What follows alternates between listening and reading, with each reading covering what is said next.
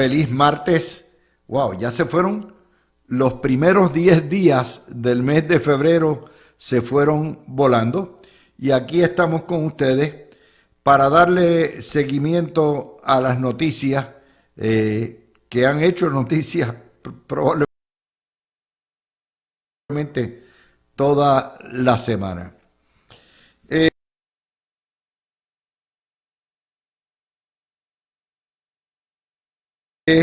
Ayer les hice un análisis extenso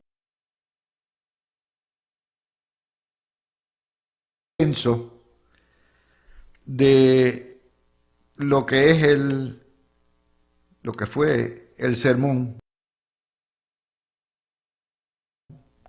del show de Bad Bunny en el Super Bowl. Los que no lo pudieron ver lo pueden alcanzar.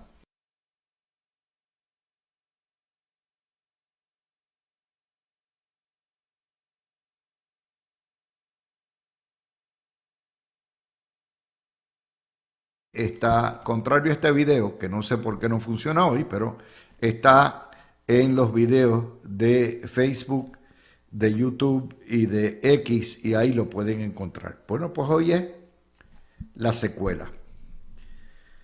Ayer les decíamos que la genialidad del mensaje de Bad Bunny, que es un mensaje político, es dual.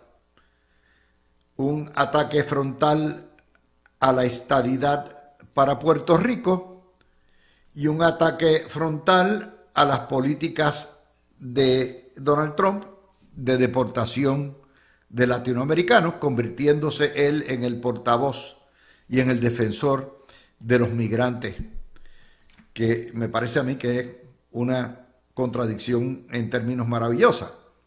Primero, porque mientras exige igualdad y trato igual y respeto y el derecho a participar del sueño americano de todo latinoamericano que entra ilegalmente a Estados Unidos, por otro lado, pide la independencia de Puerto Rico, que no es otra cosa que la deportación en masa de la gente que vive en el territorio. Así de sencillo es. Pero ayer le hicimos el análisis completo y le decíamos que los logros de Bad Bunny en este momento operan sin oposición virtual, fuera de los extremistas de MAGA, y en segundo lugar, con la bendición del pueblo de Puerto Rico, o de la prensa y de los sectores políticos, incluyendo el PNP, que lo auspicia y ha pagado millones para promover sus conciertos. De manera que en ese contexto, si usted le dejan la cancha sola y le dan la bola y lo ponen debajo del canasto, usted va a ganar el juego 100, 200 puntos a 0, porque no tiene quien lo gardee o quien lo marque o quien lo contrarreste fuera de lo poquito que puede salir en las redes sociales. Le dijimos ayer también que ese sermón, doble sermón, traería unas consecuencias para la estadidad. Y dicho y hecho. Hoy reporta el Nuevo Día, el congresista republicano Andy Ogles, se escribe como Ugly, así mismo, de Tennessee, le pide al Congreso investigar a la NFL, a la Liga de Fútbol, y a la NBC, quien transmitió el juego del Super Bowl, por la presentación de Bad Bunny, que a su entender es un espectáculo promiscuo, obsceno, con sexo explícito, que viola las normas de la FCC y las reglas de indecencia. Y es una burla a la familia americana. Y señala él que como consecuencia Puerto Rico no debe ser Estado. Es decir, mission accomplished. El show de Bad Bunny logró hilvanar la guerra cultural del liberalismo, como ustedes, wokismo, como ustedes quieran ponerlo, con la batalla política de los puertorriqueños por la igualdad y las ató. Y en la mentalidad de estos individuos polarizados de MAGA, el show, que nada tiene que ver con el movimiento estadista excepto su crítica, resulta ser una excusa para castigar a Puerto Rico, porque somos demasiado inmorales, somos libertinos, somos promiscuos, somos obscenos, y que esto hay que pararlo. Esto es uno de muchos, pero esto no viene solo. Eso viene acompañado hoy de sendos editoriales y sendos reportajes en Cuba, en el periódico del Partido Comunista Granma y de Juventud Rebelde y de la Juventud Cubana, exaltando a Bad Bunny contra Trump y alabando el amor de protesta de Bad Bunny en español. Y dice, el arte responde, y también viene acompañado de tweets de Evo Morales, el ex líder comunista de Bolivia, exaltando también a Bad Bunny. Obviamente no nos chupamos el dedo. Todo esto es una acción concertada, orquestada y coordinada. No por la producción de Bad Bunny, sino como resultado de una organización independentista, separatista, socialista, que tiene redes a través de todo el hemisferio y que sabía, en términos generales, lo que era lo que Bad Bunny iba a vender en su evangelio, aunque no supiera los detalles del espectáculo. Y entonces sale hoy en la revista Current Affairs un ensayo supuestamente académico de Alberto Medina, que es uno de los líderes de los diásporos que viven en Estados Unidos y que quieren la independencia, con el ensayo diciendo The case for Puerto Rican independence, if you are against colonialism, you have to be in favor of ending it. Es decir, atando el mensaje antiestadista de Bad Bunny, diciendo, ahora sí, aquí presentamos el caso a favor de la independencia de Puerto Rico, y si tú estás en contra del colonialismo como imperativo categórico moral, tienes que estar a favor de la independencia y la descolonización. Fíjense que todo eso lo habíamos previsto, lo dijimos, lo anticipamos. Y sin juzgar, sencillamente es una presentación de lo que está ocurriendo más allá de nuestras narices. Y es que, en muchos sentidos, Puerto Rico es una isla cautiva y sitiada por los medios. Y solamente nos dan una versión. Esto nos trae entonces, ¿cuál es la respuesta? La gobernadora se vistió de reportera de la policía, con jacket de la reportera y jogging en shorts, y se presentó a medianoche a darnos un reportaje de la barcaza encallada. Un naufragio. O sea, su administración es un naufragio. Su ideal está encallado. Y ella va a decirnos, para darnos la noticia que todo el mundo ya sabía ayer, de que la barcaza no tenía combustible ni materiales, hay que esperar que el mar, que está picado, baje para entonces empezarla a sacar, que no será el primero ni el último embarcación que encalla en la punta o en la entrada de la bahía de San Juan, ustedes lo saben. Pero esa era su preocupación, y entonces saca Jago News y se disfraza de reportera policial y empieza a contarnos. Esa es la preocupación por mi madre. Esto es teatro virtual, esto es Kabuki Theater de que, miren, ni los checos, ni los japoneses, ni los checos con lo que es el teatro negro de ellos y los japoneses con Kabuki. Ninguno. Porque vivimos en un mundo virtual. En realidad, este gobierno es un mini cassette de Super Nintendo. Es como Mario Bros. Y Mario Kart. Básicamente, ellos viven en su carril, viven en un mundo de monstruos, de todo eso.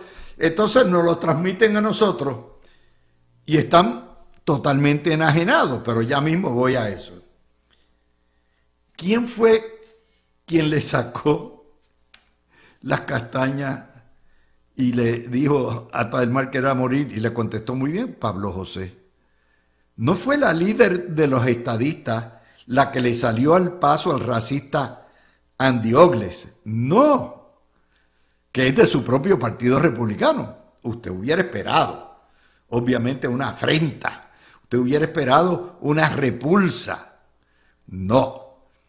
Fue el presidente del otro partido colonial, Pablo José Hernández Rivera, que le dijo, ¿qué tú estás hablando aquí de inmoralidad?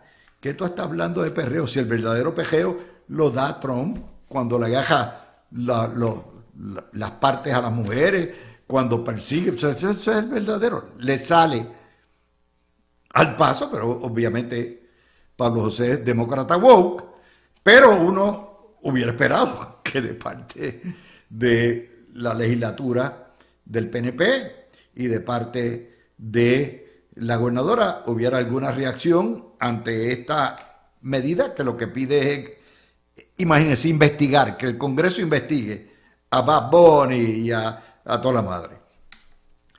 Mientras eso va pasando, en la legislatura ayer todo se concentró en el Senado en un debate, alguien, me imagino, del Partido Popular o del independentismo, no sé exactamente, radicó una resolución para felicitar a Bad Bunny y todo el debate se fue en Bad Bunny y en los raperos y en los traperos. O sea, es una joya de la enajenación total, de la locura. Y no es únicamente los PNP. Ahí estaban en esa comparsa los populares, los independentistas, Molina, todo el mundo en la misma vaina debatiendo lo que no le importa a nadie en términos generales, porque en realidad no es materia. Una felicitación, pero si ya felicitaron.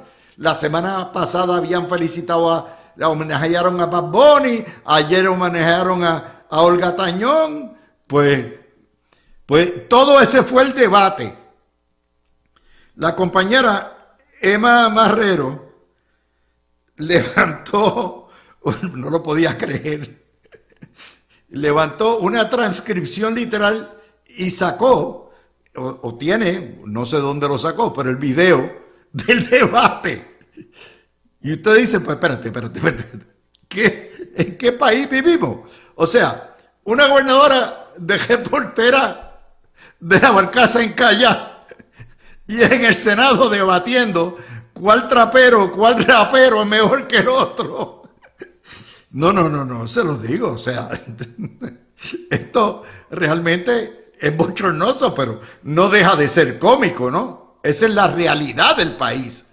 Y yo lo que le estoy pintando a ustedes es el cuadro de las noticias. ¿Cuál es el patrón de la noticia? ¿Cómo responden los políticos cuando el que saca a la cara por Puerto Rico es Pablo José y el gobierno ingente, por mi madre, perdido en el espacio? Bueno, eso los traigo hasta ahí. Vamos ahora a las noticias en detalle. Primero, Nos dice hoy la prensa que el Departamento de Hacienda nos dio ya la tercera versión de sus estimados de lo que cuesta el impuesto al sol, que empezaron en 18 millones, después 48 millones, y ahora lo subieron a 167 millones, 165 millones. Y el gobierno ahora admite, dice, no podemos quitar esto, porque esto nos crea un hueco de 165 millones. Y el estimado original de 18 millones. Ok. Muy bien, bueno, pues uno se puede... ¿Qué diablo? Tú te equivocas. Sumaste, el lápiz se te dañó y 1 milloncito, 10 milloncitos, pero un diferencial de 147 millones. ¡Ups! Lo que en realidad, obviamente, mata la reforma contributiva, porque ya tenemos nada más que en esta propuesta menos 165 millones si no va el impuesto al sol. Pero hay más. Nos dice 5 millas hoy que en los primeros 6 meses del año fiscal hasta diciembre, el erario recibió 6.4% menos ingresos. Por primera vez en 5 años, los recaudos de Hacienda empiezan a bajar. Teníamos 123 millones menos en 6 meses. Si usted proyecta eso a final de año, pues entre 250 o 300 millones menos que vamos a tener. Y los ingresos habían aumentado paulatinamente durante todos los años de este decenio. Así que esa es la segunda noticia. Ya tenemos un déficit de 164 millones por la cuestión del impuesto del sol. Ahora vamos dirigido a un déficit de 300 millones, medio billoncito de pesos mal tasado entre una cosa y otra. Oigan bien, se las estoy empatando todas. Y yo doy mi fuente. La historia de los nuevos, la revisión de documentos y de estimados de Hacienda, El Nuevo Día, página 6. Y 5 millas, la historia de la reducción en los recaudos. Ok, eso es como si ustedes dijeran, ¿sabes qué? Para el mes que viene vas a tener una reducción de 6.4% aquí y de 2% más por allá, 8% menos el mes que viene, vas preparándote. Entonces dice, pero si yo me iba a ir de viaje, yo iba a comprar un carro nuevo. Bueno, pues prepárate, porque esto es lo que trajo el salario y se acabó. Próximo. Es que esto, por mi madre, si usted no se ríe, usted tiene que llorar. Página 6 del Nuevo Día.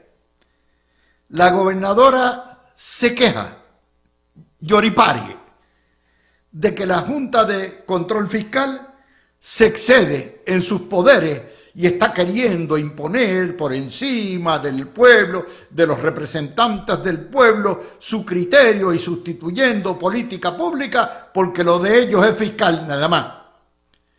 Entonces, dice que es que hay un problema, no nos creen las estadísticas.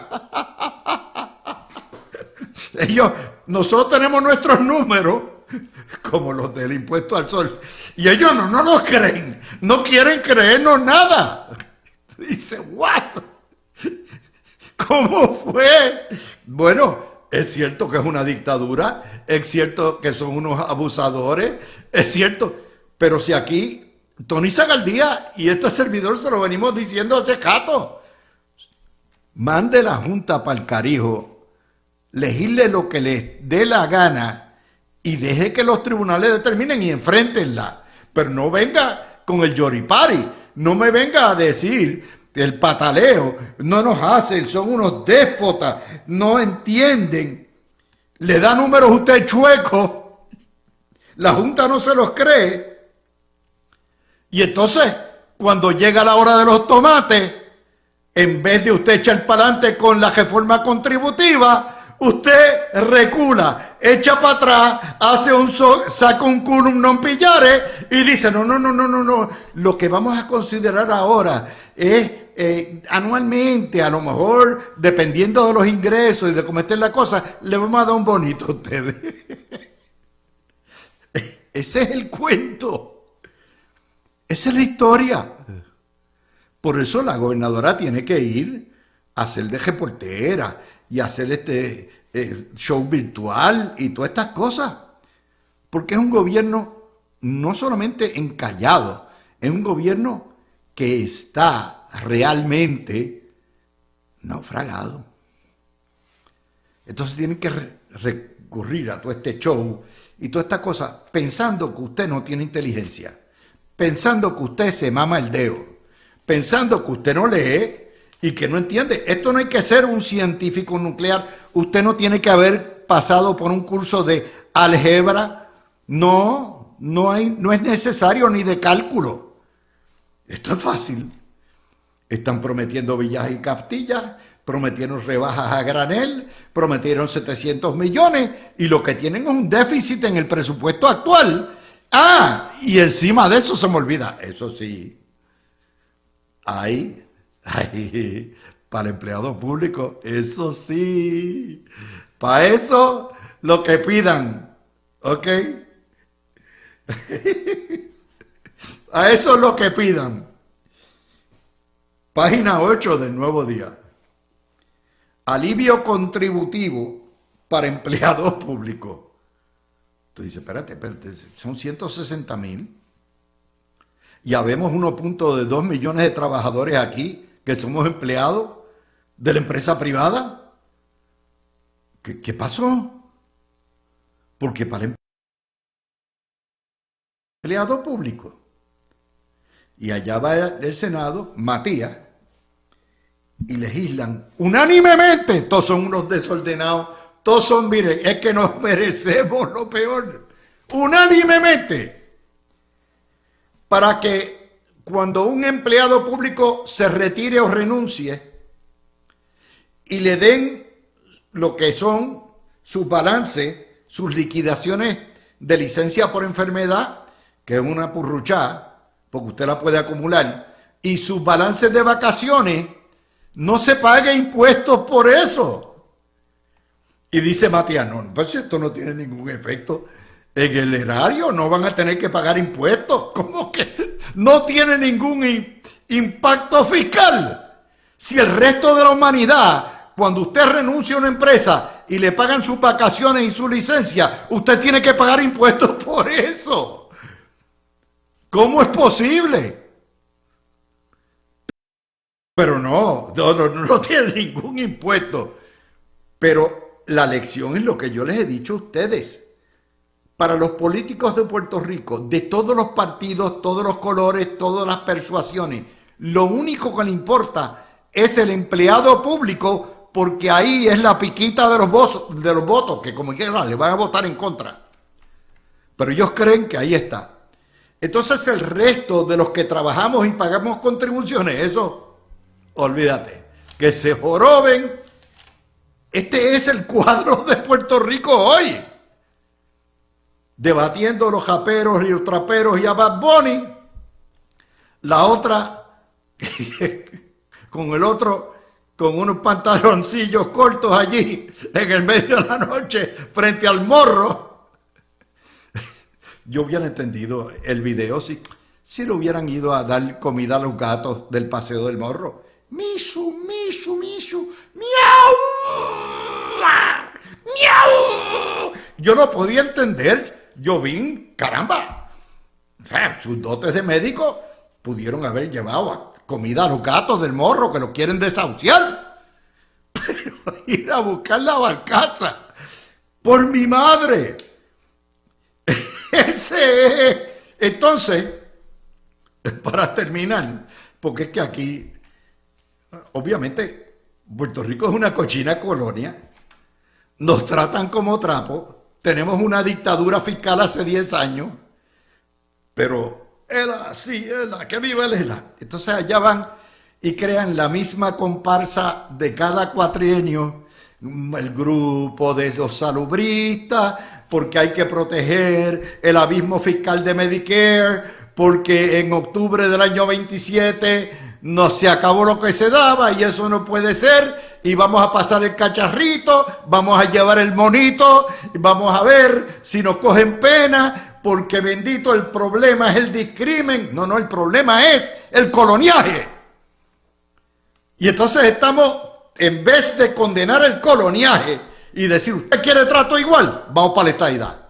No, es a pasar el cacharrito a ver si el grupo en las comparsas para Washington, el mismo truco que van a hacer el 2 de marzo con la comparsa para Washington de ser estadidad, chihichijá, todo lo que da. La misma basura. Y de hecho, hay más. Ese no es el único problema. El gobierno crea otro de esos comités multisectoriales para proteger la competitividad ante el impuesto mínimo global, el IMG, de 15%. ¿Cuál es el problema? Bueno, pues si se aprueba eso y el gobierno federal ya firmó, las corporaciones foráneas que hay en Puerto Rico, que lo que pagan el 4%, tendrían que pagar 15%. Y si es doble, porque ya Estados Unidos es signatario, tienen que pagar doble. Y se ha formado la pelotera. Y entonces, esto hay que arreglar. Llevamos desde el 1921 dependiendo de los incentivos fiscales, pero vamos a seguir con los incentivos fiscales porque, oiga, la coca es mala, pero es buenísima. Y vamos a seguir con la coca porque, oiga, el crack es terrible, pero lo necesitamos porque nos morimos sin el crack de los incentivos.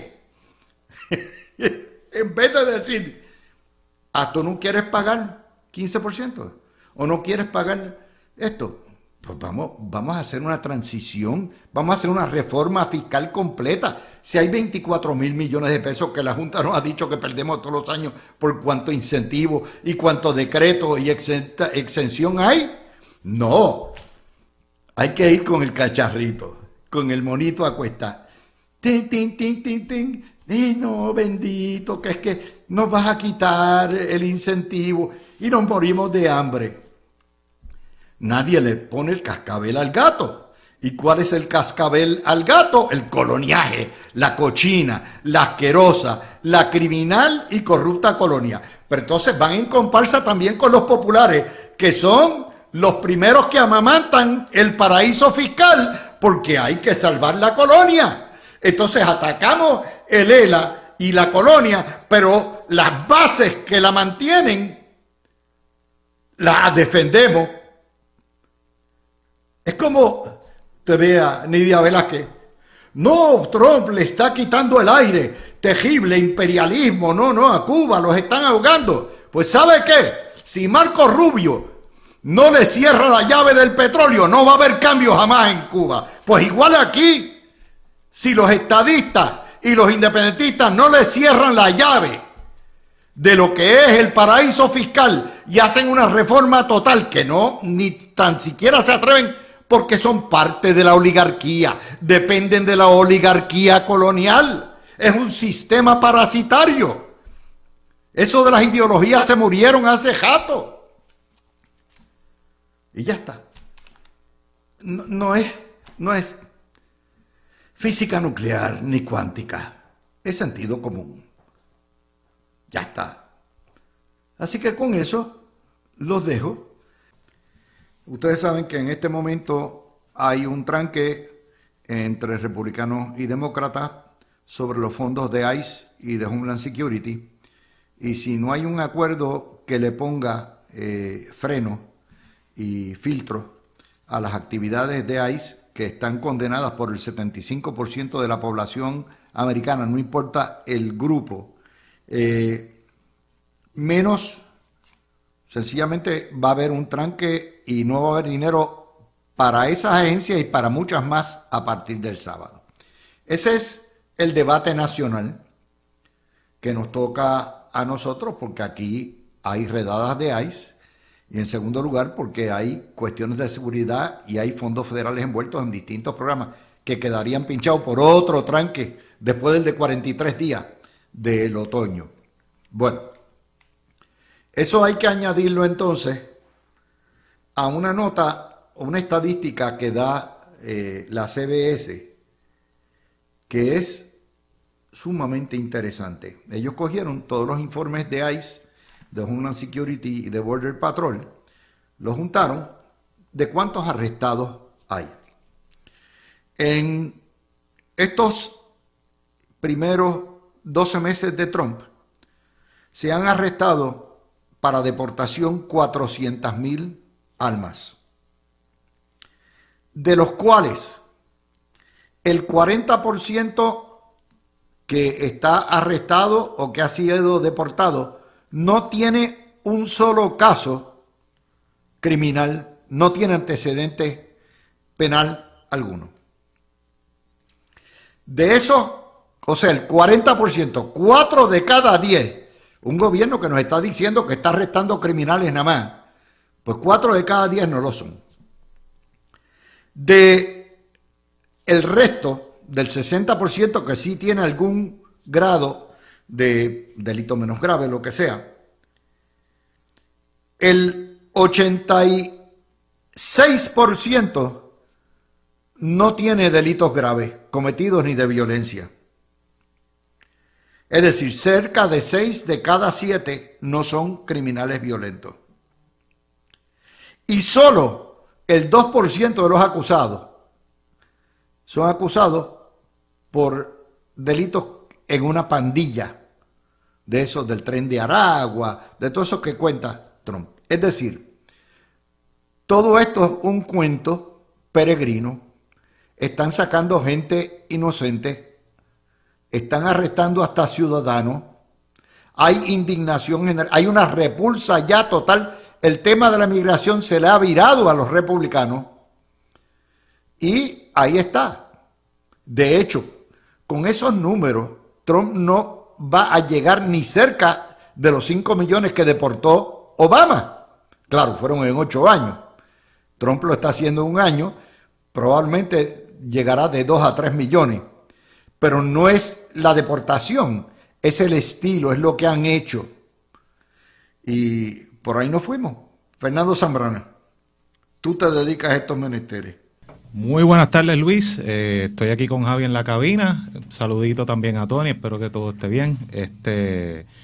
Mira, vamos a explicar unas cosas de cómo llegamos a esos números. Vamos a empezar por Obama. Obama ha sido conocido como el deportador en jefe porque desde su primer turno en la administración presidencial, su director de Seguridad Nacional, secretario de Seguridad Nacional, por instrucciones de Casa Blanca, estableció unas prioridades para poner en procesos de deportación a personas que representaran un riesgo para la seguridad nacional, entiéndase, entre otras personas con antecedentes penales, pero no con cualquier antecedente penal. Había un énfasis en delitos violentos, si no recuerdo mal, y en los demás casos se le daba discreción a los agentes de ICE y a los fiscales que trabajan para ICE, porque ICE tiene fiscales que postulan en el Tribunal de Inmigración, para de caso a caso determinar si una persona con un antecedente penal u otro de categoría menos grave, pues era meritorio dejarlo en procesos de deportación o no. O sea que había un énfasis en eso. No es que se desplegaron las fuerzas de ICE para indiscriminadamente arrestar a personas que encontraran al azar en la calle, que en parte es lo que hemos visto que lleva pasando desde principios del año pasado. Entonces, a eso le sumamos que durante la primera administración de Obama todavía había bastante cooperación entre las cárceles y todavía pasa, y los sistemas correccionales estatales. ¿Qué le dejaban saber a ICE cada vez que entraba una persona no ciudadana bajo custodia? Y encima de eso, pues también había más colaboración entre ICE y los sheriffs. Pues los sheriffs corren varias cárceles en condados en los Estados Unidos, eso tú lo sabes, Luis. Y también entre a nivel de gobernación, independientemente de si era un estado republicano o demócrata, para reportarle a ICE, mira, esta persona que tenemos bajo custodia en esta cárcel o en esta institución correccional está por salir, ¿qué quieres hacer? Y entonces, pues los números de ICE, de deportaciones de personas con antecedentes penales durante los 2 cuatrenios de Obama son altísimos, en parte pues porque ICE enfocaba su trabajo en detener a personas en instituciones correccionales. También, obviamente, pues habían intervenciones al azar que se daban en la calle o reactivas de que la policía llamaba a ICE, o sea, eso pasaba también. La diferencia más grande entre ese entonces y ahora es que después de la primera administración de Trump, varios sheriffs, y me estoy enfocando en los sheriffs, que son muchos de ellos funcionarios electos, créalo o no, o sea, un jefe de un cuerpo policíaco de un condado que también funge como carcelero en varios condados, es un oficial electo y le responde a sus constituyentes. Y pues para la gente del público que no lo sepa, también hay jueces que son electos en elecciones locales alrededor de todos los Estados Unidos. Y los sheriffs pues tienen presión política en varios lugares en Estados Unidos, particularmente después de la primera administración de Trump, había una presión para limitar o eliminar completamente la cooperación entre ICE y las cárceles donde tenían personas detenidas. Eso no pasó tanto en las prisiones, que es donde van las personas ya condenadas que están cumpliendo una sentencia. La cárcel es un centro de detención donde meten a alguien que no está libre bajo fianza, pero que todavía no se ha adjudicado si es culpable o no culpable. Pues, o sea, eso significa que en varios lugares de los Estados Unidos, particularmente condados que son más prodemócratas o condados con una diversidad poblacional más grande, como ciudades grandes en todos los Estados Unidos, inclusive en estados pintados de rojo, pues ICE tiene menos cooperación. Pues, ¿qué sucede? Espérate, deja que Fernanda, un segundo, Fernanda, para que termine el pensamiento. Estoy por terminar. O sea, pero ¿qué pasa? Pues esa limitación, esa cooperación se limita. Pues, ¿qué hace ICE? ICE entonces, en lugares donde eso está pasando, lanza a los oficiales a la calle a hacer intervenciones al azar. Ellos dicen que están haciendo targeted interventions, o sea que saben dónde está un blanco o alguien que ellos quieren detener y van y lo buscan. Sí, eso ha pasado. Que saben que en cierta casa vive alguien que ya tiene una orden de deportación o fue convicto de delito y lo quieren buscar. Pero la realidad del caso es que la mayoría de los incidentes que hemos tenido son de los roving patrols, o sea, de los agentes de ICE que se tiran a la calle al azar a detener personas, porque lucen distintas, hablan otro idioma, etcétera. Y entonces ahí es que entra el punto que tú estás diciendo de que hay una reacción adversa, inclusive por votantes de Trump, a las tácticas de ICE, aunque están de acuerdo con la política de, mira, si usted no tiene permiso para estar aquí, usted debe ser puesto en procesos de deportación. O sea que yo creo que Casablanca se está dando cuenta de eso, pero no sé cuánta voluntad haya ni cuánta fuerza o influencia tenga el presidente para ordenar un cambio en la política implementada hasta ahora. Saludos a ti, Luis, saludos a Fernan y a todo el público que nos escucha. Mira, en términos el último punto que traía Fernan de cuánto la administración tiene que hacer cambios, etcétera, por lo menos en Minnesota hubo un cambio luego del asesinato, ¿no? De la persona que estaba protestando allí, el hombre. Y al final del día, pues veremos si hay más cambios. Pero Luis, te quiero hablar del reporte como tal, porque las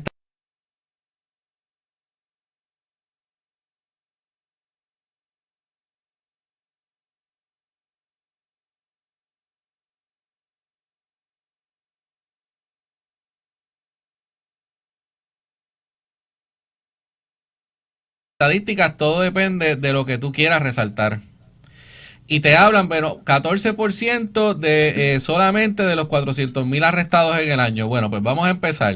En el último año de Biden se arrestaron 113,000 y 72% de ellos eran criminales. Y en el primer año de Trump ahora, 400,000, de los cuales 60% tenían algún récord criminal. ¿Cuál es mayor? Obviamente 60% de 400,000 es mayor que el 72% de 113,000 que fue el de Biden. O sea que bajo la administración de Trump se están arrestando más personas con récord criminal que bajo la administración de Biden. Eso es uno. Número dos, 14% el reporte lo que habla es de crímenes violentos, pero hay un montón de crímenes que no son violentos que también son crímenes de depravación moral, Luis, como fraude, como tráfico de personas, como robo, apropiación ilegal y otros tipos de crímenes que no necesariamente se pueden clasificar en una historia como crímenes violentos, pero que sí, son crímenes que de verdad la sociedad no quiere. Tú no quieres a una persona que esté cometiendo estos crímenes así. Por eso es que estos reportes, como tú lo quieras y en lo que tú quieras resaltar, es lo que, ¿verdad? Lo que entonces, la historia de cómo se va a contar. Y yo lo que te diría es que si la administración arrestó casi 3 veces más de la cantidad que arrestó la administración de Biden en su último año, y el 60% tienen algún récord criminal, pues no veo esos números mal. Yo no los veo mal. Ah, que podría subir la cantidad de 14% en crímenes violentos, sí, pero al final del día están arrestando más personas con récord de crímenes violentos que lo que arrestó la administración de Biden en su último año, y estoy seguro que cualquiera de sus últimos 4 años. Así que en ese sentido la administración de Trump está haciendo un mejor trabajo en términos de la lucha contra la inmigración. Ah, que hay unas situaciones que han surgido, que se han grabado, que obviamente han consternado a la nación entera, y que tienen una situación que está lidiando también en unos estados donde no coopera el gobierno estatal con ICE, y eso pues ha creado también unas situaciones. Pues sí, y eso es lo que tiene que manejar ahora. Mira, una cosa, bien interesante, Minnesota, que el gobernador es demócrata, Tim Walz, que corrió como candidato a vicepresidente con Kamala Harris. Minnesota todavía tiene un acuerdo de cooperación con ICE a nivel del sistema correccional estatal. O sea, ellos sí le notifican, mira, aquí tenemos un no ciudadano convicto de esto, tú ven acá y si quieres, pues, o sea, te lo llevas, tienes hasta 48 horas, si me pide un hold, o sea, lo que se llama un detainer, y yo con mucho gusto te lo honro. Ahora bien, el problema aquí es que, si bien es cierto que pues, puede ser que haya más personas con antecedentes penales de diversos tipos de crímenes que han sido puestos en proceso de deportación, lo cierto es que de igual manera hay unas cuotas y una presión política puesta por el principal asesor de Casa Blanca, Stephen Miller, a el liderato de ICE para cumplir con unos números de arrestos. Y entonces, pues, ¿en qué desemboca eso? En las acciones indiscriminadas que hemos visto en las calles de los Estados Unidos, y eso es lo que ha causado repudio. Yo creo que aquí nadie está en desacuerdo de que, mire, si usted cometió una ofensa grave y usted estaba aquí y usted no es ciudadano aquí, usted ya está en precario. Pues mire, o sea, no respetó nuestras leyes, la ley de inmigración dice que hay que removerlo o ponerlo por lo menos en proceso de remoción. ¿Qué por ciento, pues vámonos. ¿Qué por ciento de la gente que tú representas no tiene récord penal criminal alguno? Mira, o sea, así pensando a vuelo de pájaro, a mí me ha tocado representar por lo menos de los clientes de proceso de deportación, sobre un 60-70% son personas sin antecedentes penales. Ahora mismo... O sea, no son criminales de ningún tipo. No, o sea, ni de fraude ni nada. No, o sea, de ningún tipo. Mira, y muchas veces son delitos bobos. O sea, lo que pasa es que pues ya tienes un antecedente y obviamente pues te pueden catalogar como una persona, un criminal, aunque sea un delito menos grave, etcétera. Yo creo, mira, algo que aquí se debería trabajar el día en que bajen los ánimos y se hable seriamente de una reforma migratoria, es que la ley que tenemos es bien tajante. Mucha gente dice, la ley no sirve, la ley no sirve. Lo que pasa es que la ley ha sido implementada de una forma inconsistente. Y eso corta para los dos lados. Más liberal cuando son los demócratas, más duro cuando son los republicanos. Y ese péndulo, eventualmente, moviéndose de extremo, se va a romper. Así que, en una reforma migratoria, yo creo que se debe tomar en cuenta que ciertos tipos de delitos que no son serios deben permitir que una persona pelee en un tribunal de inmigración para poder quedarse aquí, máxime si la persona demuestra rehabilitación. Muchas de las personas que son puestas en procesos de deportación fueron ofensores convictos cuando eran chamaquitos. O sea, 19 años, 20, 21, que todavía usted está, o sea, su cerebro se está formando, no tiene pleno uso de juicio, a pesar de que ya usted oficialmente es mayor de edad. Y han hecho una vida maravillosa después de eso, pero pues a la larga o a la postre tuvieron una intervención con un oficial de inmigración y la ley dice, te tengo que referir a procesos de deportación. O sea que yo creo que eso se debe flexibilizar para ese tipo de personas. Y lo demás, mira, yo estoy de acuerdo aquí. Si usted cometió un delito serio, mira, ¿por qué de por sí le vamos a dar la oportunidad de vivir aquí? Eso yo lo comprendo, pero también pues eso se tiene que liberalizar un poco para darle chance a la gente a demostrar de que se han rehabilitado y que han contribuido a nuestra sociedad y son, o sea, tienen un valor redimible. Y eso es lo que no tenemos ahora. Bueno, como quiera, ha habido abusos, Sí. ha habido persecución, llevar la patrulla fronteriza a ciudades en lo que son operativos genéricos de la calle, no ha sido bien antipático. Y esto es un issue caliente que se torna, de hecho, eso es lo que explotó Bad Bunny, y vamos a tocar el tema de Bad Bunny ahora cuando vengamos, pero es precisamente ese resentimiento y ese momento histórico el que explota Bad Bunny para llevar su sermón de la montaña a todo Estados Unidos. Así que creo que es importante que la gente entienda, ¿verdad?, lo que está ocurriendo. Eso sí, tenemos que estar pendientes. La Cámara está a votar un proyecto que empujan los republicanos para limitar el voto y federalizarlo. Ustedes saben que la Constitución le otorga la organización de las elecciones a los estados. Esto es un proyecto que se llama el Save America Act, que para poder inscribirte electoralmente tienes que probar tu ciudadanía, hay que llevar para ir a votar una identificación nacional y eliminaría el voto por correo. De hecho, el 80% de todos los americanos de todas las clases apoya la identificación para votar con fotografía, que nosotros la tenemos desde la época de los 80. Es dudoso que esto pase en el Senado. Primero, hay varios republicanos, incluyendo la senadora republicana Lisa Murkowski, que se oponen, y en segundo lugar necesitan los votos de 60 para pasar y no tienen esos votos.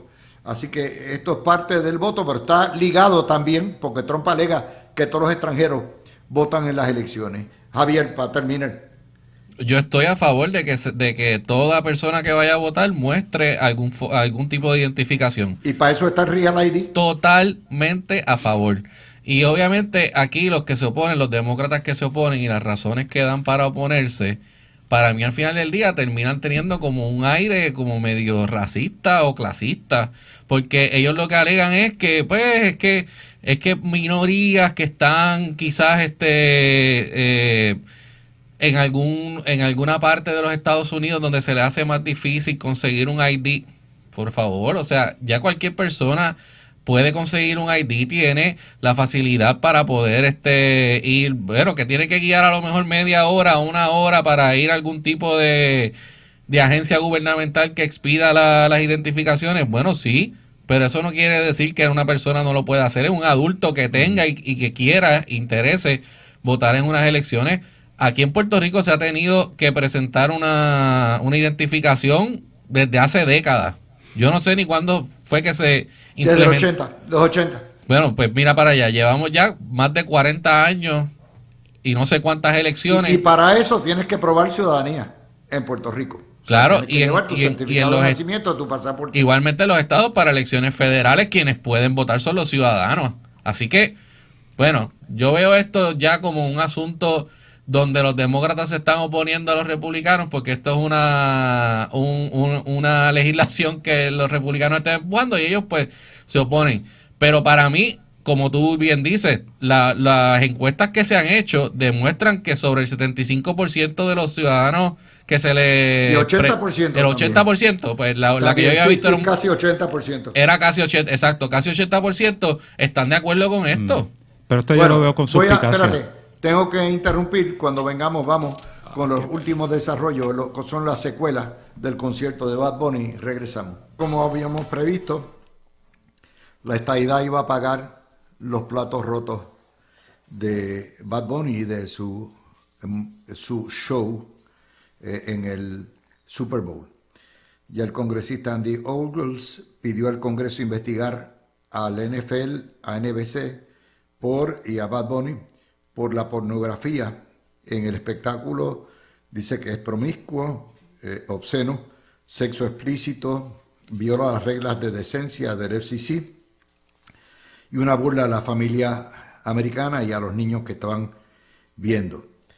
Ok, no hay duda de que todas las escenas, las fotos, que hay fotos a todo lo que da, el show tenía escenas en el set de homosexualidad, de homosexuales haciéndose el amor, de perreo intenso, de hombres agarrándose los genitales, incluyendo Bad Bunny.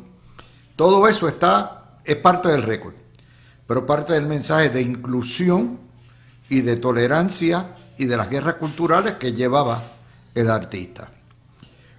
Quiero empezar, sin antes entrar en lo ideológico, de esto ciertamente viola las reglas de indecencia o de decencia de la FCC.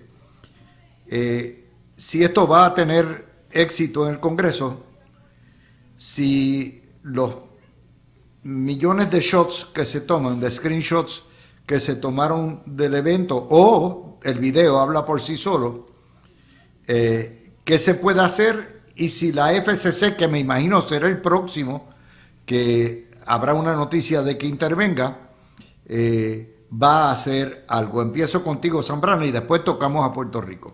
Yo quiero empezar diciendo que me pareció muy simpático que los arbustitos eran personas disfrazadas de arbustitos.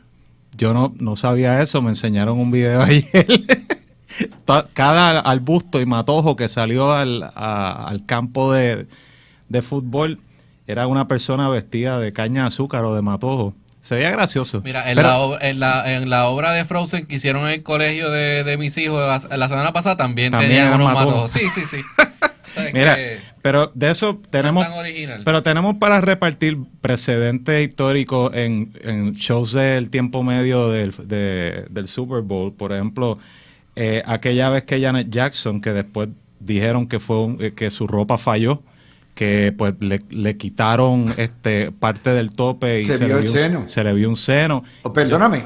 Y Michael Jackson bailaba agarrándose los genitales. Seguro, cada vez que él hacía el moonwalk, que hacía el pues, obviamente lo hacía. Pues yo lo veo como expresiones artísticas, o sea, y tú te corres ese riesgo cuando entidad, tú pones a personas que producen música para adultos, o sea, porque Michael Jackson, a fin de cuentas, eso no era música para niños, eso era música para adultos. Janet Jackson hacía música para adultos y todavía la hace, pues sigue por ahí. Y pues, o sea, pasan cosas que yo sé, hay siempre personas más socialmente conservadoras que lo encuentran desagradable, lo encuentran repudiable y siempre van a pedir que se investigue esto o lo otro. Pero mira, Bad Bunny y el show de tiempo medio están en el ciclo de prensa, este ciclo de prensa que tiene que ver con el Super Bowl.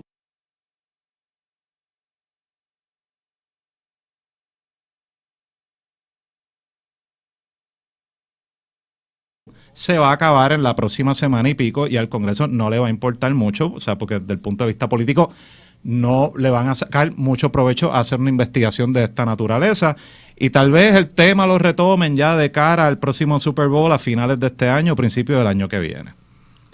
Javi. Mira, vamos a empezar. Antes de que este congresista pidiera esta investigación, ¿tú sabías quién era? No. Yo tampoco. Yo nunca había escuchado de Andy Ogles, sureño, sí, de Tennessee. Nunca había escuchado su nombre. Obviamente es alguien que está buscando pauta. Y no está mal. O sea, eso es lo que hacen los políticos, especialmente en un asunto que ha sido tan discutido por meses y ciertamente ahora después de que pues se dio finalmente la presentación de Bad Bunny. Y obviamente hay una guerra cultural ahí que está latente y que se ha estado discutiendo en las redes en los últimos par de días. Y obviamente este congresista está aprovechando esto para pedir esta investigación. Yo no veo la conexión que tú traes con el asunto de la estadidad con lo que está diciendo el congresista Ogles. O sea, no, perdóname, espérate. No está bien, pero La historia habla por sí sola. El que ata la estadidad a la pornografía del show es Andy Ogles, no soy yo. Yo lo que digo es todo lo contrario. No hay una conexión ni debe haber una conexión. Claro. Sí, ¿Ok? no, te entiendo, O sea, me expresé mal, o sea, no digo o sea, no veo la conexión precisamente en eso, en lo que trae Andy Ogles con la estadidad para Puerto Rico, porque obviamente su complaint, para empezar, es un asunto de si fue demasiado obsceno el show, o si es apto para toda la familia, etcétera. Eso no es un asunto que tenga nada que ver con los derechos de los ciudadanos americanos que residen en Puerto Rico. Pero obviamente no puedo tapar el cielo con la mano. Hay un sector de MAGA que ha aprovechado esta ocasión de la presentación de Bad Bunny para sacar su lado más racista y establecer que Puerto Rico no debería ser ni siquiera territorio de los Estados Unidos, como si Bad Bunny representara a todo Puerto Rico, o como si esto fuera un asunto donde Puerto Rico no tiene conservadores ¿verdad? Dentro de la isla. O sea, es una cosa y una guerra cultural que se ha formado en los últimos par de días, y que obviamente muchos usuarios en las redes que son republicanos, que son conservadores, que son puertorriqueños, han tenido que estar trabajando overtime para estar contestándole a este tipo de personas que están trayendo estos argumentos.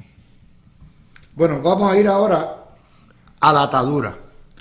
Parte del diseño era precisamente poner a los extremos a pelear y que la estadidad pagara los platos rotos. Para eso está lo que le pasó a Hawái insertado. Para eso está todas las imágenes del cañaveral, del Puerto Rico, de los jíbaros, de los postes de luz. de los postes de luz. Todo eso está puesto ahí. Todo es simbolismo. Y obviamente es objetivo logrado. O sea, en la medida en que Puerto Rico, la estadidad para Puerto Rico, la lucha de derechos civiles, de la igualdad, esté atada a las guerras culturales y al resentimiento y al odio, ya automáticamente lograron su objetivo y van en camino a eso. Es lo que yo entiendo, Fernando. Bueno, yo, a pesar de que, pues, si chequean el récord de este programa y las expresiones que yo he hecho sobre Bad Bunny, yo no olvido, o sea, lo que él dijo sobre los PNP, sobre la gobernadora en su momento, y él tiene derecho a opinar, pero se le fue la mano. Ahora yo no olvido, y sé dónde él está parado, y sé que, pues, a pesar de que en su corazón tal vez él está bien convencido de que lo que está haciendo le ayuda a su bolsillo y de alguna forma es su manera de mostrar amor para Puerto Rico, pues estoy en desacuerdo con que ese amor se demuestra buscando separarnos de un país del cual hemos sido una parte, pero no parte, por sobre 120 años. El tema el tema del mensaje de Bad Bunny, como yo lo interpreté, era que dentro del clima de tanta fricción, tanta pelea cultural, las muertes de estas dos personas en Minnesota, entre otros asuntos, el discurso divisivo de odio, que hay gente que podrá decir que es de parte y parte. Yo creo que hay una parte que tiene un discurso más fuerte que el otro, pero esa es mi opinión. Que el amor lo puede más que el odio. O sea, eso es lo mismo que él dijo cuando le dieron los Grammy. Y yo le tengo que aplaudir eso. A pesar de que, mira, él podrá tener su idea de que, y se lleva la bandera con el color que no es el azul turquí para mandar un mensaje. Pues yo sé cuál es el mensaje. No le aplaudo esa parte, pero pues tengo que estar de acuerdo de que, oye, si somos sensatos, hay que bajar los ánimos, hay que bajar la temperatura, porque él se estaba refiriendo a un problema que estamos teniendo como sociedad a nivel de los Estados Unidos, no localmente a nivel de Puerto Rico. Javier. Yo creo que envió un mensaje a ambos, o sea, a ambos a nivel local de Puerto Rico y a nivel de los Estados Unidos. Obviamente, muchos esperaban que él hiciera unas expresiones más fuertes en términos de la guerra cultural en Estados Unidos en contra de ICE, o en contra de Trump. No lo hizo de esa forma, lo hizo más sutil, trayendo pues lo que él entiende que es la manera pobre en que ha tratado Estados Unidos a Puerto Rico, con los simbolismos del cañaveral y pues obviamente haciendo alusión a la explotación de las tierras a principios del siglo XX, y obviamente pues a pesar de que aquí no se corta caña de los años 60 quizás, tú sabes, ya vamos para 76 años, whatever, que aquí no se corta caña, pero sigue dando esa imagen al mundo. Trae el asunto de los postes de energía eléctrica para que se discutiera todavía el asunto de la electricidad en Puerto Rico, y lo hace con toda la intención, obviamente, de que eso sea una discusión tanto a nivel local como entonces a nivel nacional de lo que es el colonialismo y de pues cómo Estados Unidos ha tratado a Puerto Rico, pero obviamente lo hace desde el lado de apoyar la independencia para Puerto Rico, aunque no hace una expresión en el Super Bowl, no dijo viva Puerto Rico libre, bandera, ni mucho menos, tú sabes, usó la bandera de que se usa en Puerto Rico, y obviamente ya hay medios en Estados Unidos que han cogido ese simbolismo y han hecho reportajes diciendo Bad Bunny estaba apoyando la independencia para Puerto Rico a través del uso de la bandera. Uh-huh. Así que eso es uno. Tienes esa parte. Entonces tienes la otra parte que es más para un mensaje a nivel nacional de los Estados Unidos, que es que América no es solamente los Estados Unidos y que América es América Central, América del Sur y todos los países que componen América. Y eso era un mensaje en contra de lo que es la política de inmigración de Trump y todo eso. Así que sí, si bien él no salió directamente a criticar a Trump, a criticar a ICE de forma directa, con todos los simbolismos que utilizó en su mensaje, ese era el objetivo que él tenía. ¿Qué ha logrado? Bueno, se ha discutido esto por 2 días. ¿Tendrá esto un efecto mayor de que se quede en la discusión pública por más tiempo que eso? ¿O pasará algo mañana donde se acabó el tema de Bad Bunny y ya más allá de discutir quién va a ser el acto o el artista que va a estar en el Super Bowl el año que viene, que va a cantar en inglés y que tiene que cantar en inglés, pues no se va a discutir esto más? Ese es el asunto de cuánto tiempo puede estar esto en la discusión pública. Y obviamente si tiene un efecto mayor en el Congreso sobre lo que quiere hacer el Congreso y obviamente el presidente de los Estados Unidos con Puerto Rico. Yo creo que el Congreso va a cambiar la composición en noviembre, en las elecciones de medio término. Trump se va a convertir en un lame duck en sus últimos 2 años. Así que al final del día, la independencia para mí no está a la vuelta de la esquina. Tiene sí un gran sector en Estados Unidos que lo apoya y que están saliendo y no se están escondiendo, tanto de derecha como de izquierda, porque estamos viendo a los republicanos más recalcitrantes y a los izquierdosos de siempre y la diáspora izquierdosa de siempre, que se unen los dos para llevar el mismo mensaje. Pero Luis, también estoy viendo mucha gente defendiendo la estadidad para Puerto Rico, defendiendo que somos americanos, defendiendo que debemos tener los mismos derechos. Yo digo, no he visto que se blanquee ese lado. Y es por el tema de hacer la presentación en español. De ahí es que vienen esa defensa, o sea, de los derechos de los puertorriqueños y el tema de la estadidad.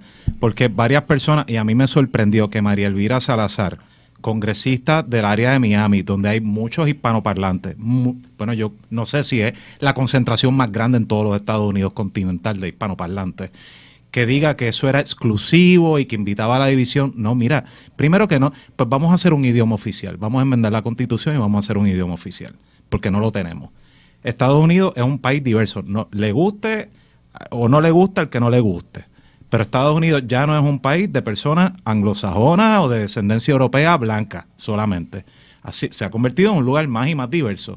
Y ese es el país al que yo aspiro a vivir, un país donde hay diversidad, donde hay respeto por las diferencias, donde no todo el mundo va a hablar el mismo idioma que yo, pero nos podemos llevar bien, porque y compartimos los mismos valores bajo la Constitución de los Estados Unidos. Así que, honestamente, estoy de acuerdo con esto último que dijo Javi, y lo veo como en el contexto de personas, inclusive políticos latinos, que se han prestado para criticar solamente el aspecto del idioma en el que se dio la presentación. Pudo haber sido en China, ahí importaba poco, ¿sabes? Pero a fin de cuentas, mira, hay mucho, yo no sé, ¿cuál es el % de población latina hispanoparlante en los Estados Unidos, Luis? ¿Tú lo sabes? Estamos como por el 20. Estamos hablando de 75 millones. Hoy en día prácticamente el 20%, uno de cada 5 americanos somos hispanos. Esa proporción en 20 años va a estar en 30% o más, dadas las demográficas donde la población blanca está pariendo menos y los hispanos están pariendo más. Y para el año 45 o el 50, más de la mitad de la población de Estados Unidos no será blanca, será una combinación de las minorías hispanos, 30 y pico %, los afroamericanos cerca de 15% y el resto orientales y de otras partes del mundo un poco más. Así que eso implica, lo que estamos viendo es parte de lo que viene, de lo que está y de lo que viene. O sea, la nación no será blanca completamente mayoritariamente a partir de medio siglo. Y esto es lo que estamos viendo. Estas guerras culturales, estas guerras que tienen, en cierto sentido, un prejuicio grave, racial y étnico, por los dos lados, porque si así de racistas son los extremistas maguistas, así de racistas también son los nacionalistas puertorriqueños. Eso es parte de lo que vamos a ver con más frecuencia en la medida en que los hispanos sigamos ganando tracción en los mercados, en la economía y particularmente en la política. Quiero añadir algo más a eso que acabas de decir, Luis, y es que a fin de cuentas la NFL es un negocio y ellos están viendo para dónde va la demografía, los cambios que tú acabas de explicarle a la audiencia. Obviamente ellos no solo quieren apelar más a los hispanos que viven en los Estados Unidos, sino tener una proyección más internacional, que yo lo he notado. Yo he visto lugares, la última vez que fui a España, un lugar donde estaban transmitiendo un partido de la NFL, eso estaba repleto.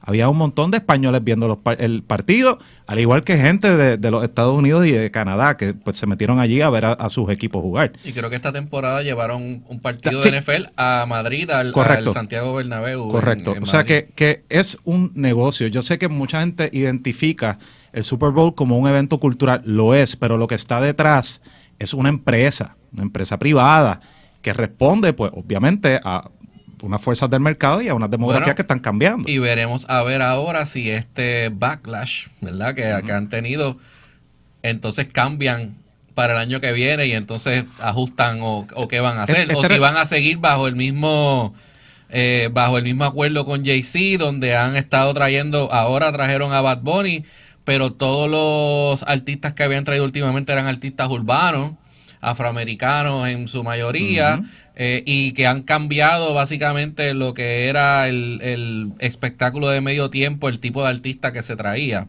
Y obviamente esto tiene que ver también, porque pues sí, en términos culturales, muchos estadounidenses ven el Super Bowl como la celebración mayor de lo que es, lo que ellos entienden, su cultura, un juego que se juega principalmente en los Estados Unidos y no se juega en realidad alrededor del mundo. No es como el fútbol, lo que en inglés le dicen soccer. El soccer se juega alrededor del mundo. El fútbol americano se juega en Estados Unidos prácticamente y no se juega en muchos otros países. O si se juega, no es tan popular ni es tan fuerte el arraigo que tiene dentro de esos países. Así que sí, ellos lo ven así. No hemos hablado, Luis, de los afroamericanos, porque los afroamericanos también están quejándose de que no entendían el show, de que era todo en español y que, pues, o sea, porque pensamos rápido, solamente pensamos en el blanco, Javier, y no pensamos en el afroamericano también, que tampoco le gustó lo que vio Javier, esto es relativamente nuevo para la nación americana en este siglo.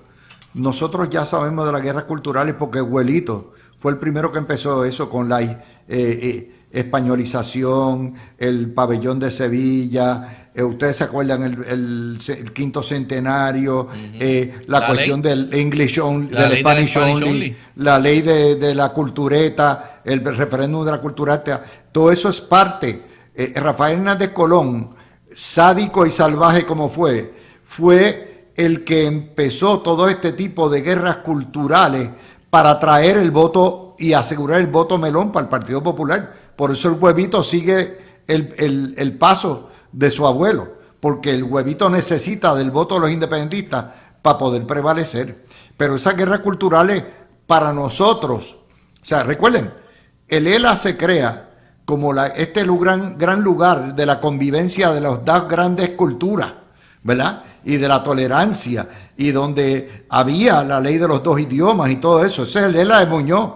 Pero en el proceso, Hernández Colón desnaturalizó el Estado Libre Asociado y lo convirtió prácticamente en un partido nacionalista tipo el Partido Convergencia Unión Catalán. Y desde ahí el Partido Popular no ha tenido vuelta. No es un partido ni proamericano ni unionista. Quemaron los pilares, son nacionalistas, pero que les gusta la guachafita esta del paraíso fiscal. Esa es la que hay, pero les quiero traer otro debate que está ocurriendo precisamente en un momento como este, que está muy relacionado con esta situación. No es meramente la cuestión del voto y de todo este tipo de controversia, ¿no? Es la cuestión de que lo que yo decía, Bad Bunny ya se graduó en Puerto Rico, ya domina en Puerto Rico, y aunque no ganó la elección, ciertamente elevó su ideal de 13% a 31%, y créanme, sin el endoso de Bad Bunny y maten al PNP, Dalmau jamás hubiera llegado al 31%, ¿ok?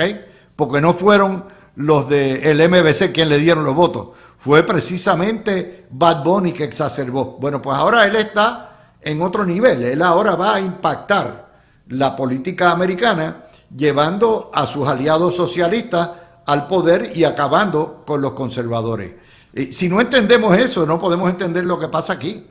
Y como tú bien dices, Javier, no hay nadie quien defienda la estadidad porque los socialistas independentistas de Nidia Velázquez, Luis Gutiérrez y AOC son independentistas populistas y los republicanos son antiestadistas, y en el medio de eso tienes un PNP que ha descartado completamente el tema del estatus, y en ese vacío es que operan.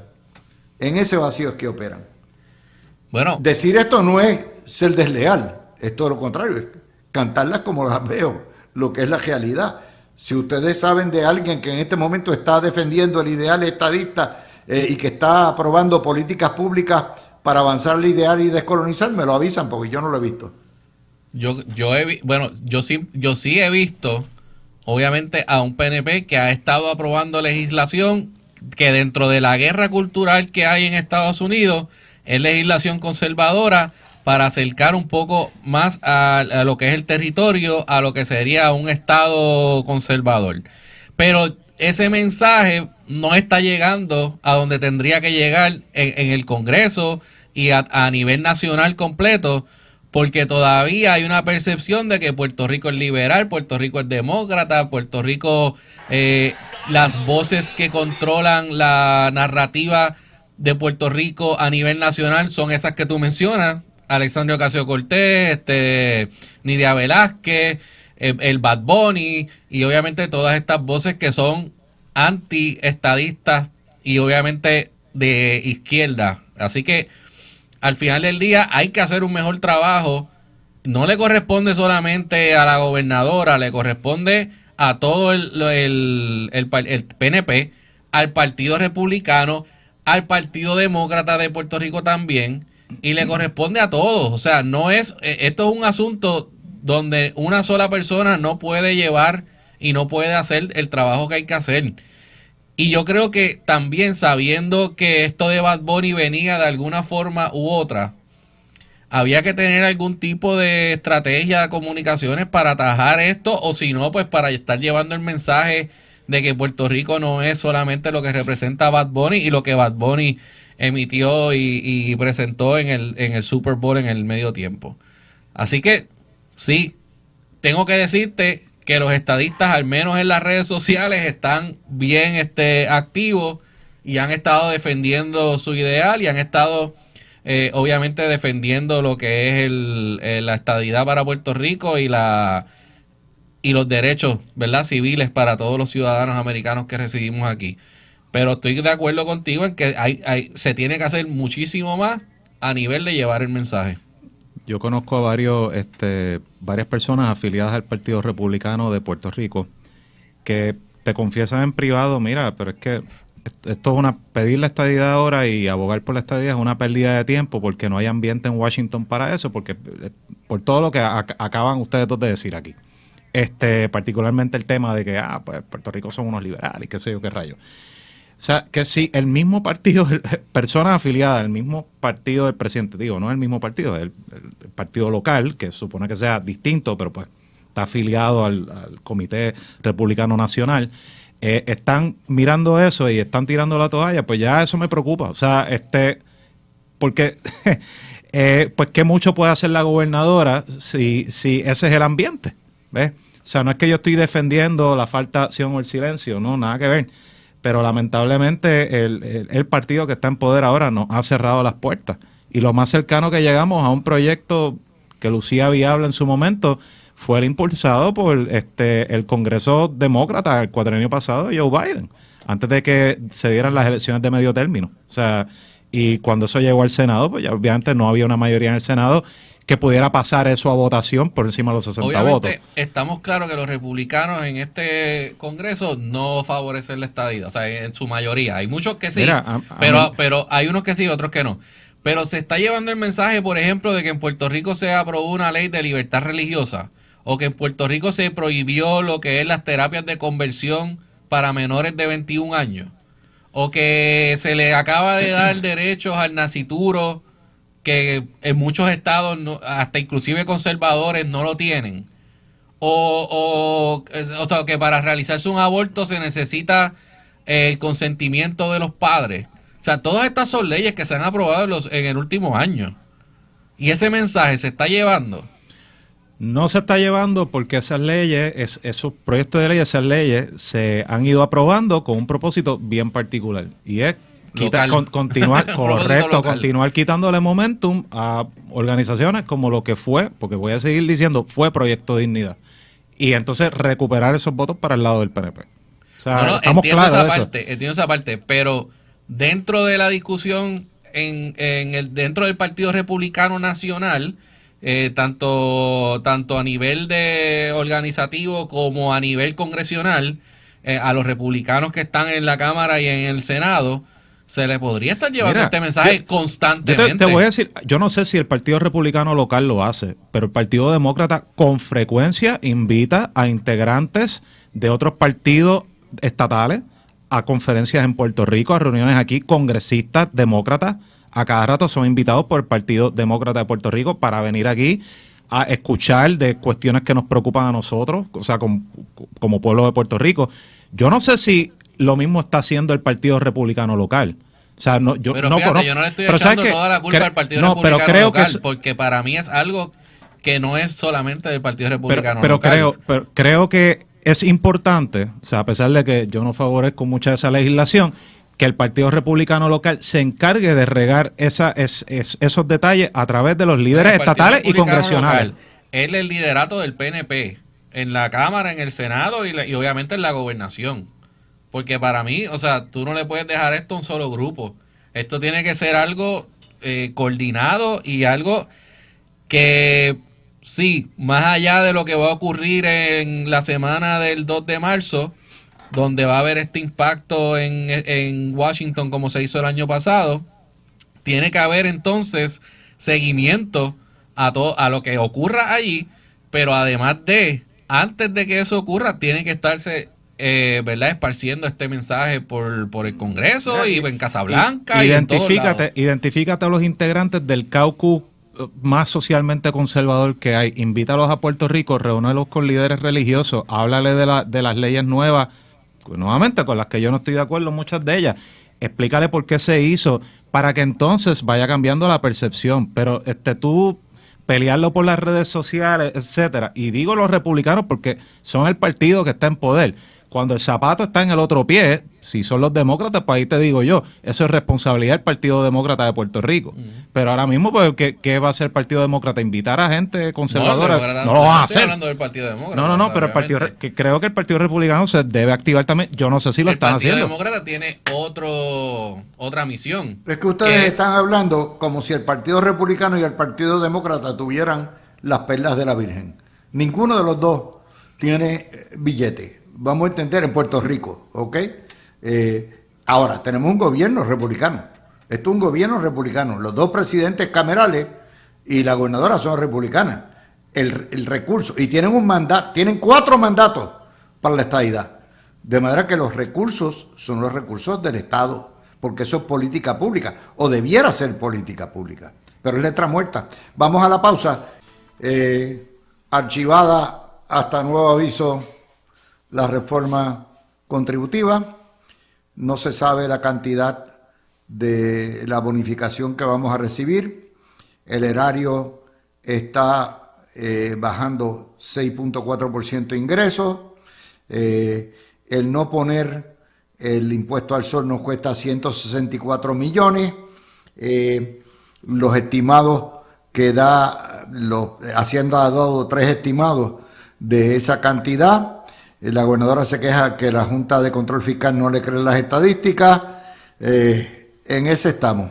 Y mientras tanto, debatiendo en la legislatura los raperos, los traperos y Bad Bunny. Cójanlo ahí.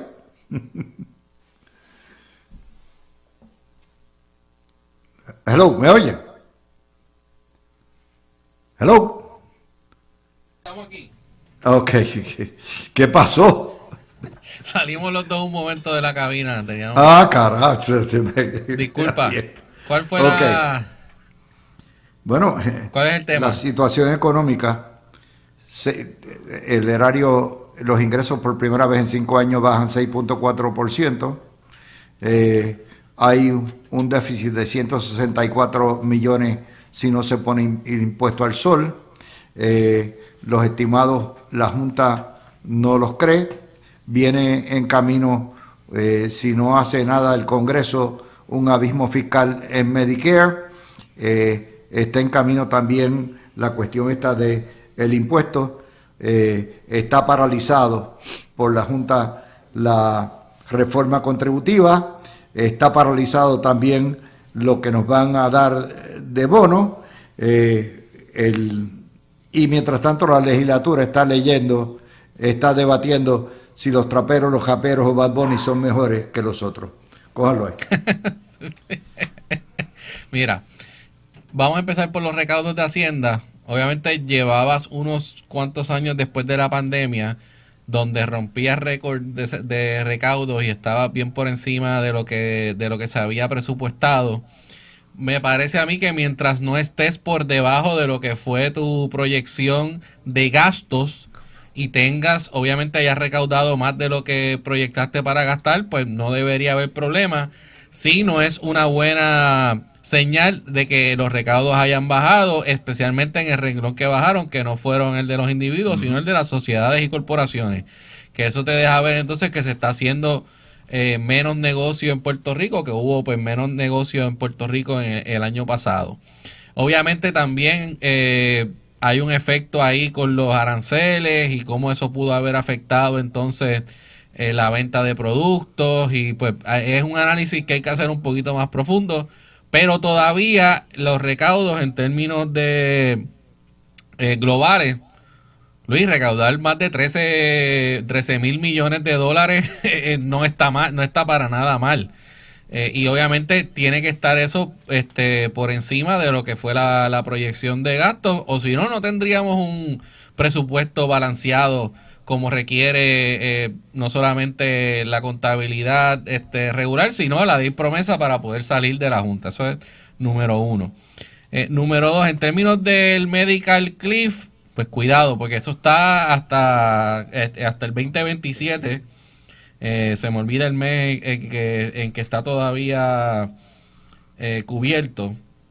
Pero al final del día lo que estamos hablando es que ahora se está moviendo un grupo multisectorial. Esta mide las mesas y los de diálogo y los grupos a mí nunca me da muy buena espina, pero bueno, digamos que se está haciendo un esfuerzo de buena fe para ir con los números correctos a Washington DC y que no ocurra como siempre ocurre, donde tienes diversos grupos que deciden ir a cabildear y que tienen números cada uno diferentes y al final del día eso no abona a la confiabilidad que pueda haber en Washington sobre el gobierno de Puerto Rico y sobre el asunto de Medicare y Medicaid. Así que eso es parte de la ecuación, eso es algo que todavía está y hay tiempo para trabajarlo y que la administración con este grupo debe trabajarlo con calma, pero a la misma vez no dejar que pase el tiempo necesario para que, ¿verdad?, que tenga la evaluación apropiada en Washington. Ahora, todo el mundo está hablando como que esto va a ser algo que se va a dar finalmente. Así que, pues por ahora no debe haber un pánico con eso. O sea, están hablando que se va a dar como sacar a Luma. Bueno, Luis, la realidad es que Donald Trump aprobó por un tiempo un 100%, luego se bajó como un 85% y se ha mantenido en esa situación. O sea, el mínimo que nos darían es un 55%, que eso es lo que la gobernadora catalogó como una catástrofe o un desastre. Porque obviamente la cantidad de dinero que tendría que poner el gobierno central para poder paliar eso, la baja sería monumental y tendrías o que hacer recortes en la reforma, o sea, en el Medicaid, o hacer recortes en otro lado del gobierno para poder entonces paliar eso. Déjame decirte, a lo que el gobierno y al grupo le conviene es posponer esto hasta después que sean las elecciones, después que entre el nuevo Congreso. Porque obviamente con un Congreso demócrata es mucho más probable que cojan el dinero o que no les recorten o que le aumenten un poquitito. Eso es así. Y trato igual no le van a dar, pero porque tienen que pasar por un Senado que probablemente sea republicano. Así que les conviene empezar la labor de cabildeo, pero esperar hasta después de las elecciones. Bueno, sí, pero antes de hacer la labor de cabildeo y estoy de acuerdo con el punto de Javi de que pues hay que ponerse de acuerdo de cuáles son los números y cuáles son las necesidades del pueblo de Puerto Rico. Y pues ahí hay que integrar también al comisionado residente, porque nos guste o no nos guste, él es la cara. Claro, él es la punta. Él es la cara del pueblo de Puerto Rico oficial en el Congreso. Así que yo entiendo que es algo que se tiene que hacer y no es nuevo. O sea, estos esfuerzos se llevan haciendo a través de diferentes administraciones.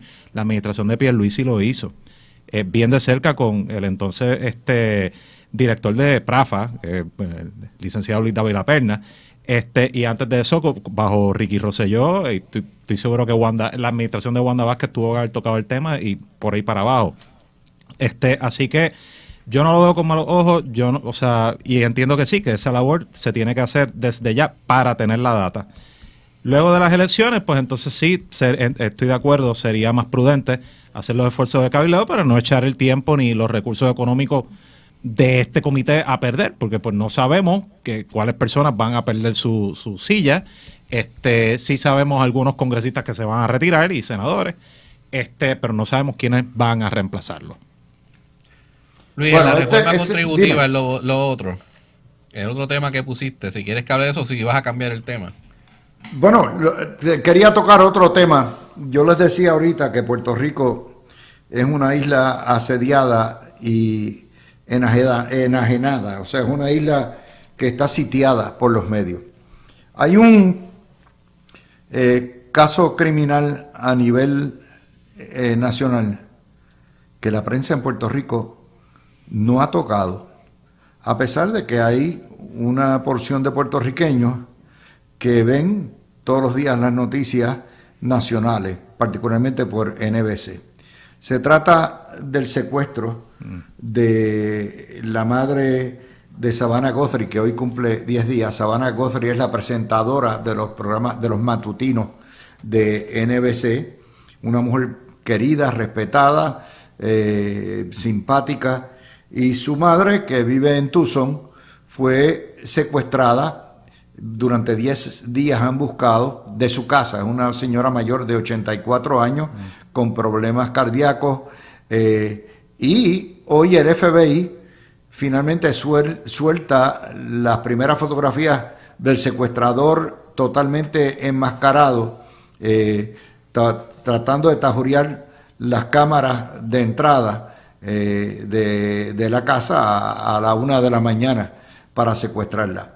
La noticia, detrás de la noticia, es el miedo de que puedan haber grupos, bandas que se dediquen a secuestrar ahora por dinero, como hay bandas que se dedican a entrar a la casa de los deportistas, robarlas cuando el deportista está jugando fuera.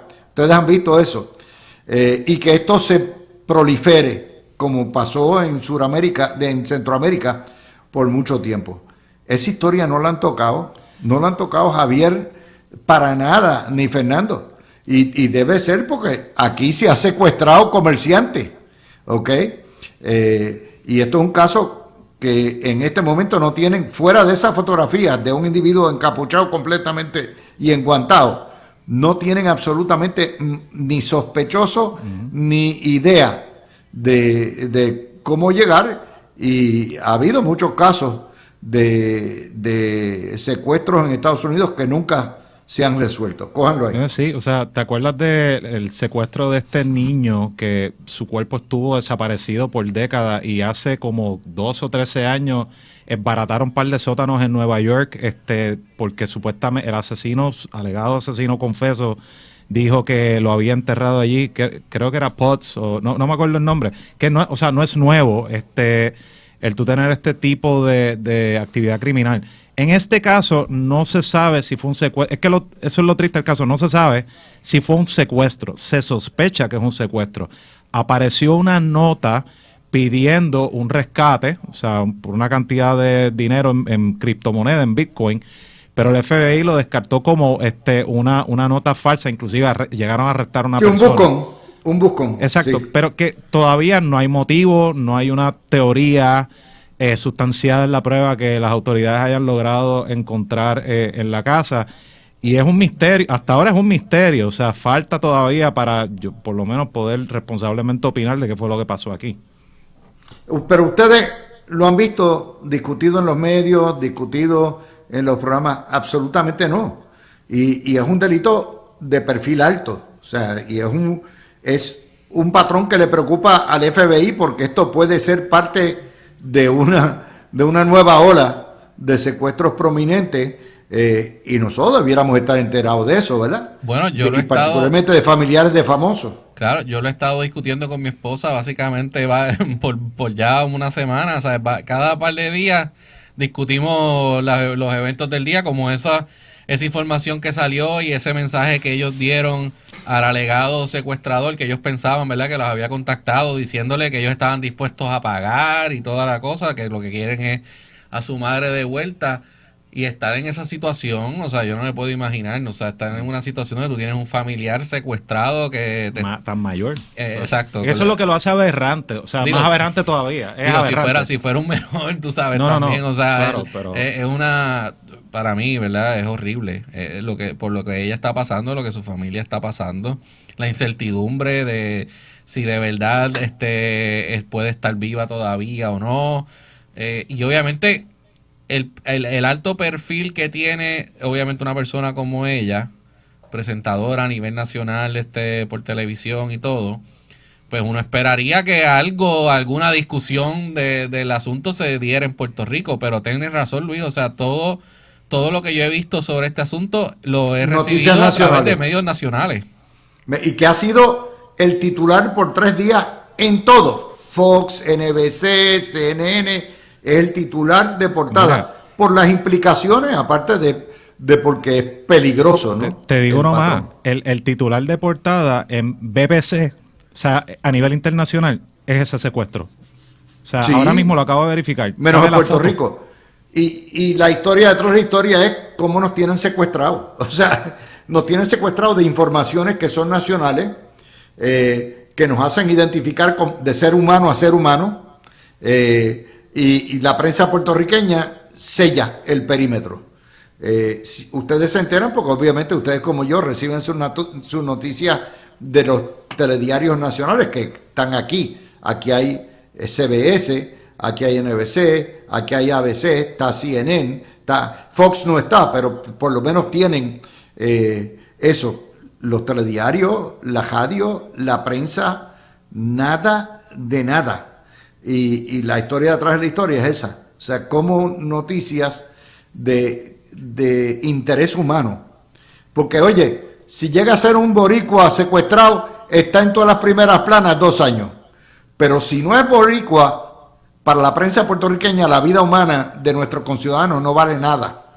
No es ni meritoria de una nota periodística. Y esa es la otra historia que quería traerles a ustedes, porque creo que es terrible cómo tienen secuestrado a Puerto Rico en ese contexto. Vamos a hablar también de otra de las notas que hay hoy. Créanme, hoy estábamos llenos de notas, y es lo que es el nuevo impuesto mínimo global y el conflicto que hay. Ya Estados Unidos suscribió el acuerdo que hay, porque obviamente todas estas corporaciones foráneas que en Puerto Rico pagan 4%, van a tener que pagar 15%. No se sabe, hay un conflicto sobre si lo deducen de lo que le pagan como parte de Estados Unidos o si las tratan como foráneas y tienen que pagar doble.